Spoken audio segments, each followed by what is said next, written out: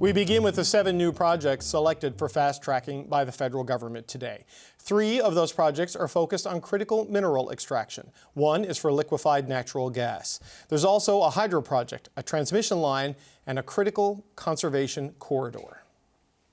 For more on this announcement, Minister of Energy and Natural Resources Tim Hodgson joins me now. Minister, welcome back to the show. It's good to see you, sir. We now have 12 projects in total referred to the Major Projects Office, many of them already at advanced stages of development. So what does this tangibly change for these projects? So, the last time I was here with you, we talked about it's important to punch the ball into the end zone. What we're doing is getting a number of projects that are important to Canada, that are important to our success. And they're getting down towards the 20-yard line, and we're focusing on getting them across the end zone. So when we talked, I'm up in Timmins today at Crawford Nickel, an amazing project, second largest nickel deposit in the world, one of the lowest cost nickel operations. When it's up and running, it's going to use technology it'll be a net zero footprint nickel mine, actually a negative net zero mine because of some of the sequestration around their tailings management. Right.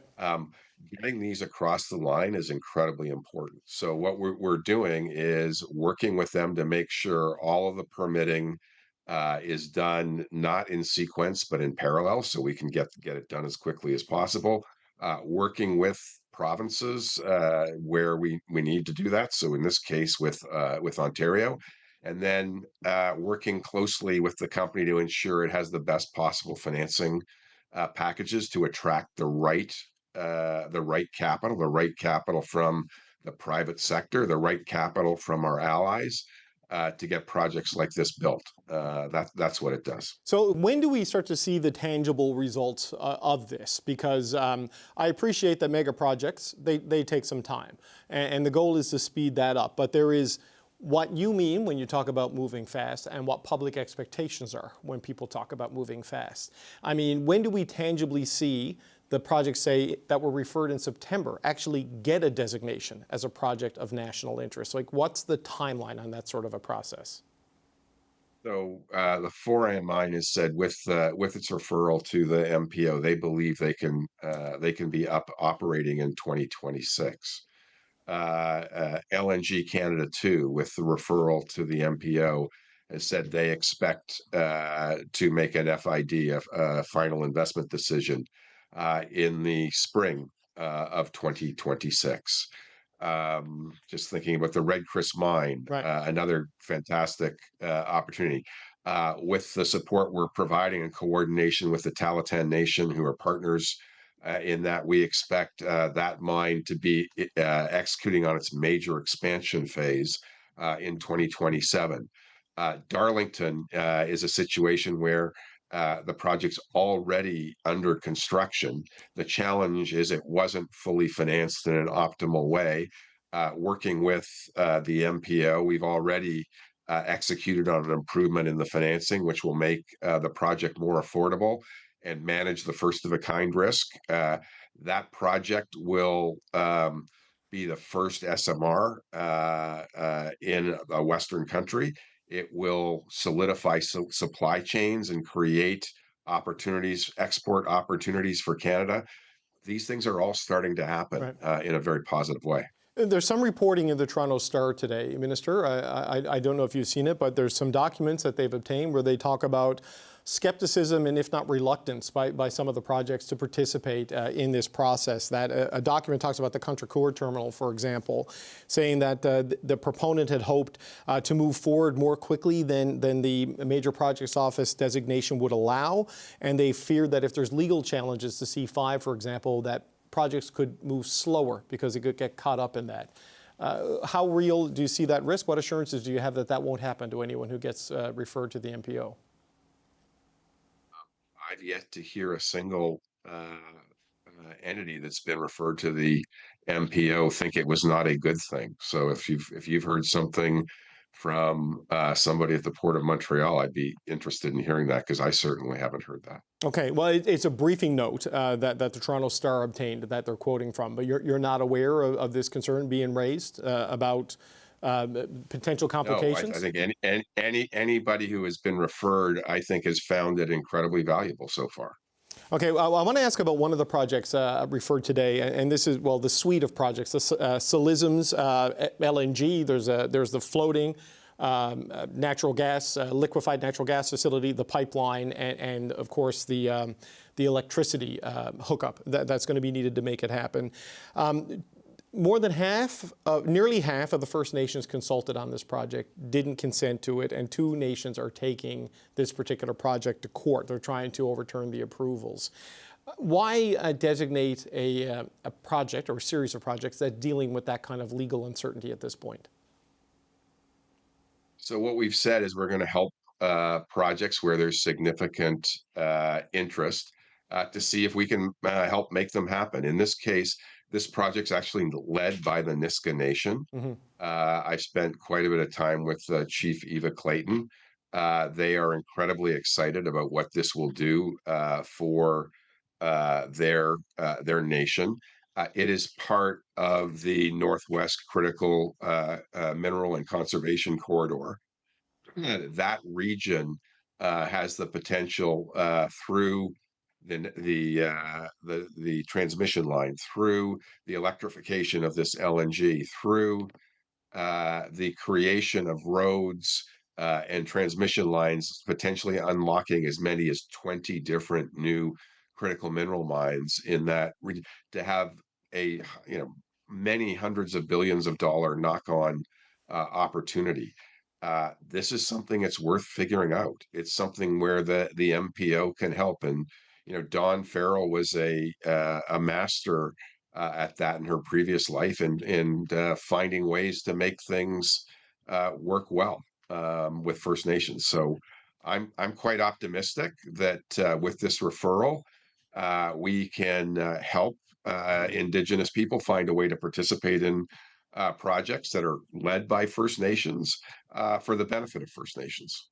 But there are still these legal challenges, and I know C5 obviously gives you the ability, if a project is designated as a project of national interest, to cut through some federal laws and federal regulations, but it can't overturn title, treaty, and sort of challenges there. So, I mean, is there still a risk with this particular project from those legal challenges, or are you comfortable that this can be resolved through the courts?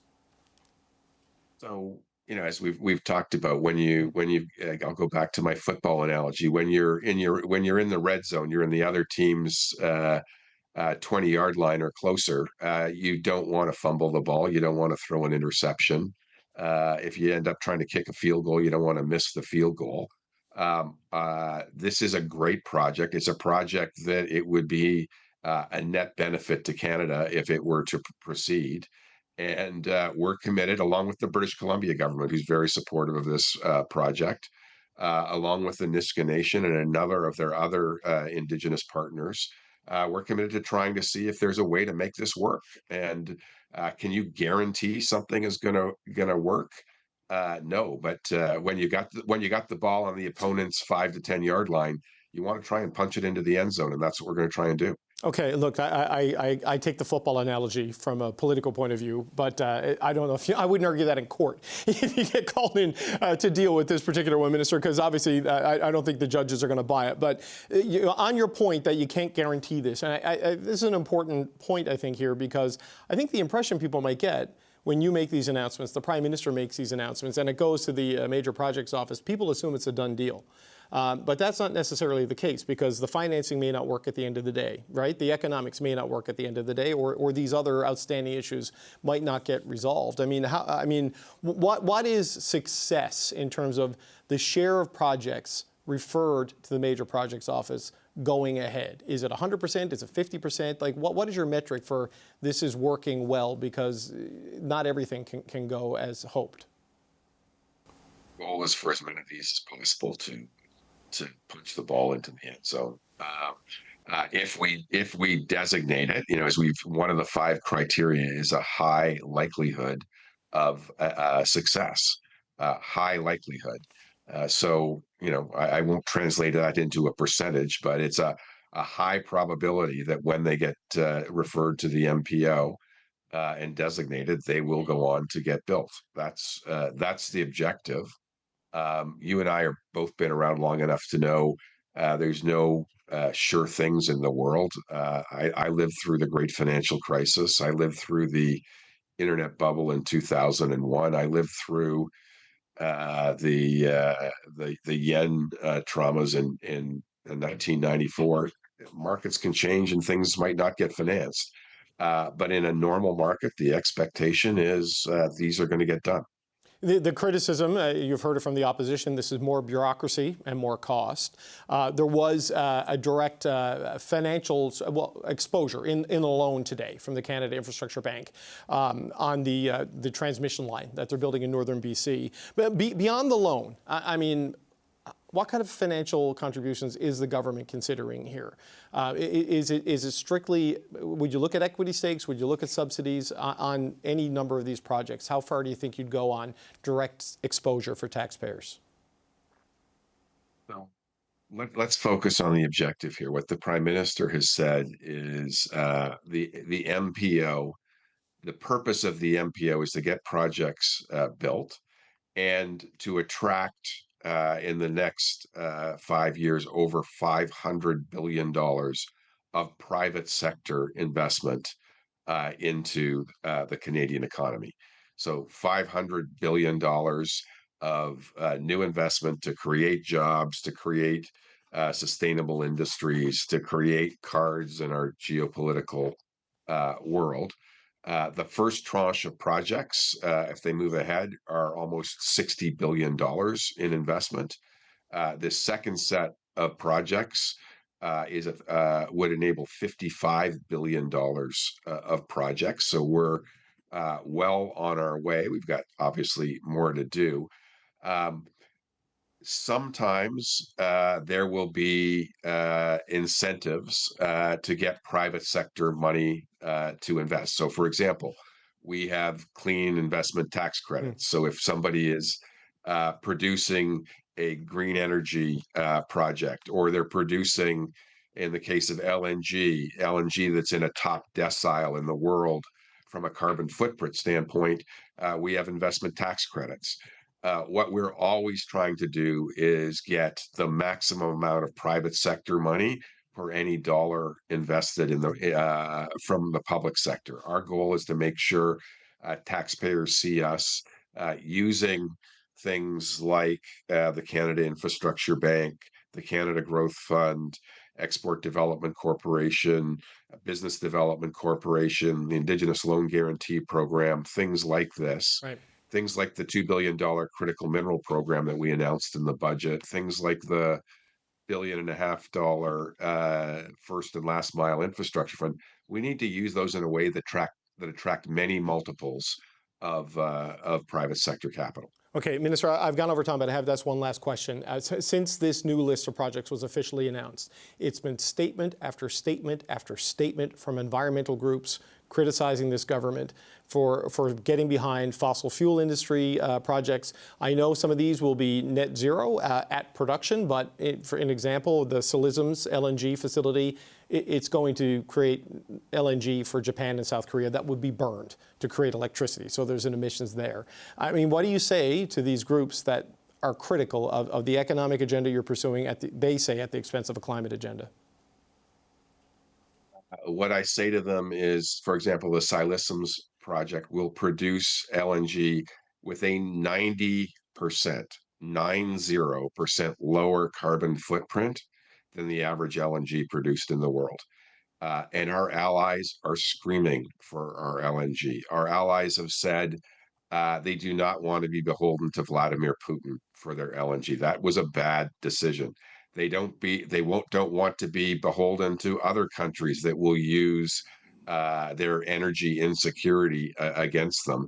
And they see Canada as the most responsible producer of LNG in the world. And our allies are asking for it. When we have an opportunity to do that in the most responsible way, and that generates good paying Canadian jobs.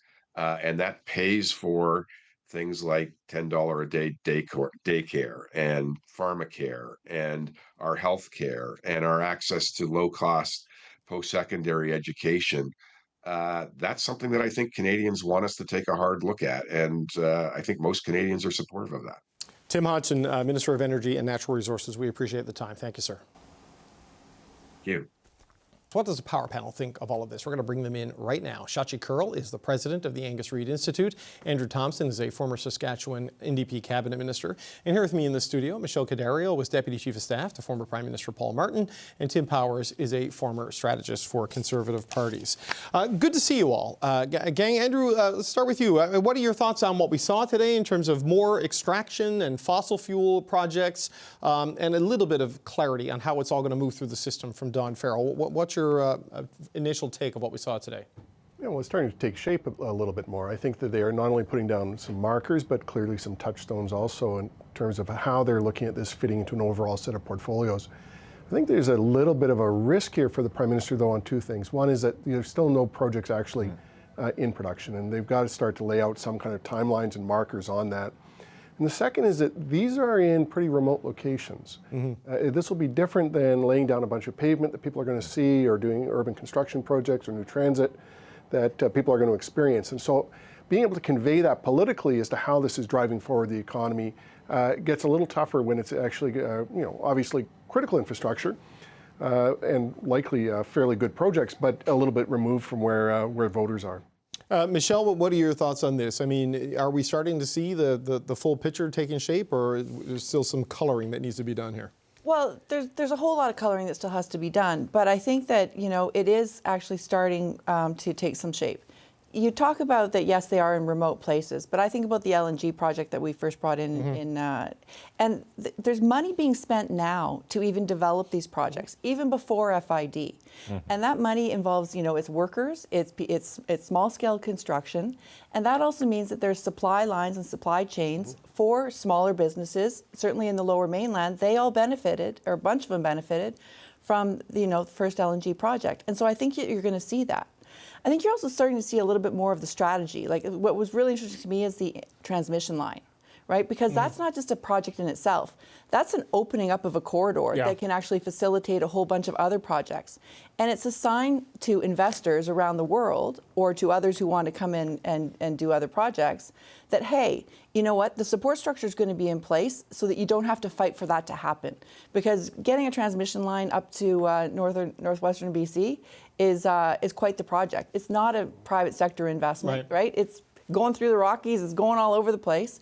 You need to have the federal government involved. And so I think that this is showing the world, yep, we're buying in. Right. FID, final investment decision, just for people at home. Shachi, signal to the business community, to investors, maybe. How do you think the public views this? Because right now it's a lot of process and a list of things that were in various stages of development, and I guess people haven't felt it all yet.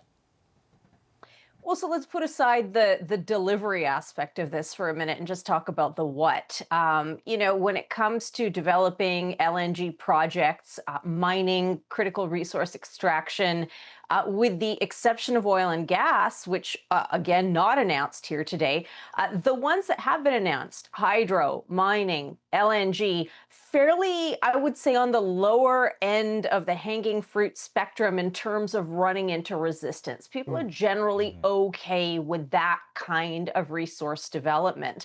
And so that, combined with, and I know this from polling that we haven't released yet, that the fact that there is a general consensus again on government being involved, and this level of government being involved in critical resource extraction, if it is to be extracted, rather than sending all of that right out to the private sector or to foreign companies, foreign-owned companies, all says that, for the most part, I think people are going to, on the basis of the projects announced today, go, yeah, I guess that sounds okay.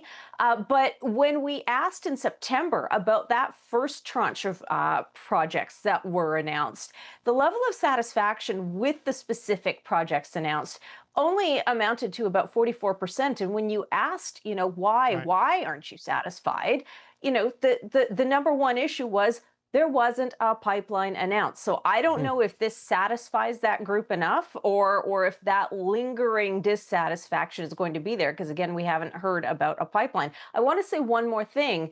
And I was struck by Andrew's thoughtful comment about, hey, these are remote communities where this work is going to be done. People won't see it, therefore they may not embrace it. The flip side to that, the other side of that coin is, it's not Burnaby, British Columbia, where you can marshal hundreds of protesters, as was done with the completion of the Trans Mountain Pipeline. Much harder to get protesters to remote places, which could save some headaches and some aspirin for Don Farrell and the Prime Minister. Right, though there have been a lot of statements criticizing the economic agenda here from climate and other groups, frustrated with what they're seeing here. Tim, what are your thoughts on what we saw today? Well, I think Andrew was channeling Doug Ford. He wanted the tunnel under the 401. Everybody'd see that and live in the gridlock that would come with all of that. So thankfully that is not on the list today. A couple of things. I think, look, as somebody who's been bemoaning nastiness and bad behavior all week, I think it's a good start and in line with the other set of announcements. What's fascinating for me, though, is what kind of political and operational predicament or opportunity it creates for the government. I'm thinking of the remarks in Candace Lang's op-ed today. Candace, of course, the head of the Chamber of Commerce, Stephen Lecce, the energy minister in Ontario, also making the point that great we have this, but shouldn't this whole one project, one review become part and parcel of the way the federal government in its entirety takes on these types of projects? Because to all of the proponents, as Michelle would well know, they are major projects. They vary in degree and size. Right. I think that's a fair criticism. And it also begs the question, all right, this is a good start, but there clearly are things in the system that required this to come to the fore. It wasn't just Justin Trudeau's particular outlook on economic development. There are legislative impediments. The Conservatives are always talking about Bill C-69. I appreciate Prime Minister Carney has politics in his own caucus around environmental advocates and others, but do we now need to drive down a little further to make Don Farrell's job easier, the project office easier, by dealing with some of this legislation that maybe is adding a year or two, even with the extraordinary powers the Prime Minister created through C5? But listen, on the one project, one review, and I take Premier Ford's point there that this is sort of the end goal. The Salism's LNG project, which is on the list today, that was approved under a one project, one review, that the federal government accepted the BC government's review because it was of a sufficient standard. This is the thing that needs to get sorted out. They need to harmonize and that's standards. The point and about maybe Ontario's review is not where the feds want it to be, right? Fair enough, but the federal government has a series of legislative oversight. 69, the Fisheries Act, the Oceans Act, all of these things. I appreciate Mark Carney can't fix that in a day, nor could any prime minister.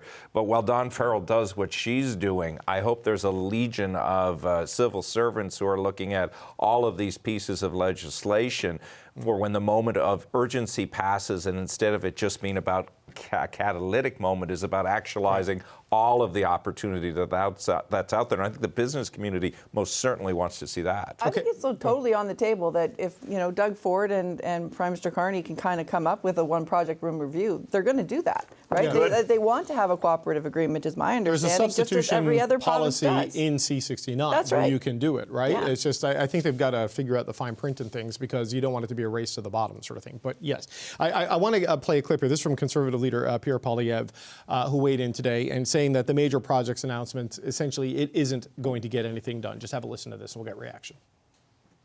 The problem? Too much bureaucracy. Mark Carney's solution? Add another bureaucracy. He's created yet another bureaucracy, a new bureaucratic hurdle for miners and oil and gas enterprises and other resource companies to jump through in order to get anything approved. And yet again today, instead of getting things done, Mark Carney was standing up doing photo ops, announcing that he's going to approve a bunch of projects that were already going to happen. Okay, Andrew, your thoughts on that, because that's been the persistent criticism of this. And yes, it is another bit of bureaucracy, but does that automatically mean it will slow things down and make things more difficult? What's your sense? Well, you know, in the absence of having the kind of conversation that you and Tim were just having about what, or you and Michelle were having about what can be pulled back and what can be rolled into various reviews, the Conservative leader's not coming up with any of that. You know, it's just one more criticism after a criticism after a criticism without any kind of alternatives being laid out. And I think if he really wants to start breaking through and sounding like more than just an angry election loser, he's going to have to come up with some of those alternatives. So he says, look, yeah, this is what Carney's doing, but what we really need is X, Y, Z to be pushed forward immediately through the House. And we're not really getting that from him. And as a result, it just sounds quite hollow from him. Shachi, your thoughts on how that lands versus the reality of what is happening with the Major Projects Office?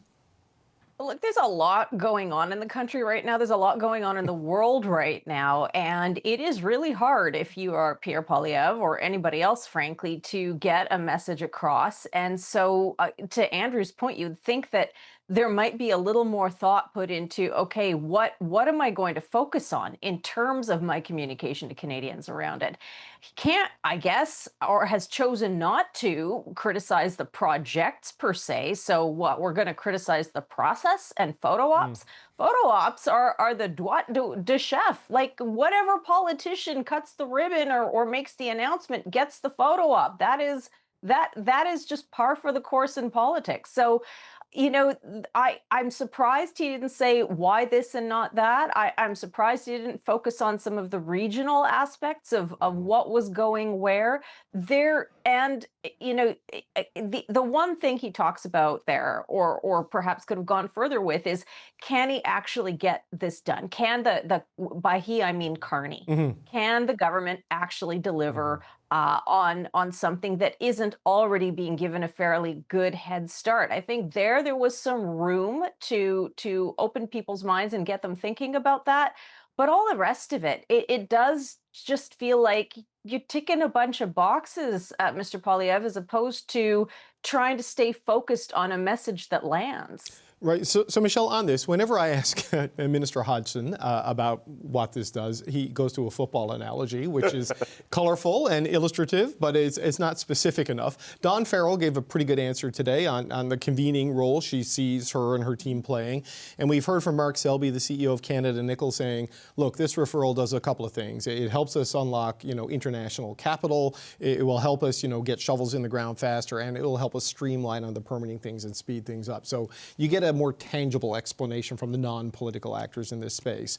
So if it's football analogy versus more bureaucracy and not that, I mean, how do you think this is received and seen, and what's the reality of it? Well, the one thing that you also don't see is anyone in the private sector or any companies saying we don't want this major projects office, right? In fact, you're seeing lineups of projects wanting to be able to get through the system because they actually understand and see the value in it. And Mr. Poilievre's also wrong in suggesting that these things are just going to happen anyways. They're not. I'll go back to the LNG too. They still are going to be making a final investment decision. And that decision is going to be made based on whether they can actually move the approvals through in Canada fast enough, if they think that it's going to be a welcome investment environment and that they can kind of make a decent return. If we have the skilled labor that's going to be able to actually work there. All of those kinds of factors are things that each of these companies are still making the decision about. So, just trying to think that this is going to happen anyway is, it's pretty short-sighted. And I think Andrew's making a really good point. What is he offering? What is he suggesting in its alternative? It was interesting, Tim, to hear Dawn Farrell say they'll help, make all the permitting happen at the same time and work with labor groups on helping them ensure they have the labor pool they need to get a project going. So I don't know, to Michelle's point, do businesses really want the major project office? Is this something business? Look, I had this conversation with a business working in our province, and they all want clarity and direction, and knowing where this is going to go. That's how you plan plan, and they want to know this is real, too. I mean, Pierre Poilievre could challenge. You guys ready to take notes in the opposition leader's office? Because I know you love when I give you advice. But, Pierre Poilievre could actually go after them a little bit about this idea of the lottery system that's created. Because there's a bit of interesting, murky stuff there. Who gets ahead? Who gets low? How do you get on the list? How do you get to the bottom of it? That could be a problem, as I said, for the government. The second point, the leader of the Conservative Party likes to quote others. It would have been a great day to quote Candice Lang and to talk about what she's talked about. I think he has in the past offered alternatives. He has offered the alternative to C-69. I think it would help him to be more propositional and not just oppositional, particularly on issues like this, which matter to a lot of the voters that are in line with him. Ultimately, Pierre Poilievre wants to be able to win by taking the anger that is helping him now and transferring that into the opportunity of employment and enhanced livelihoods for these people. So hope you got all that, guys. That is probably where to go.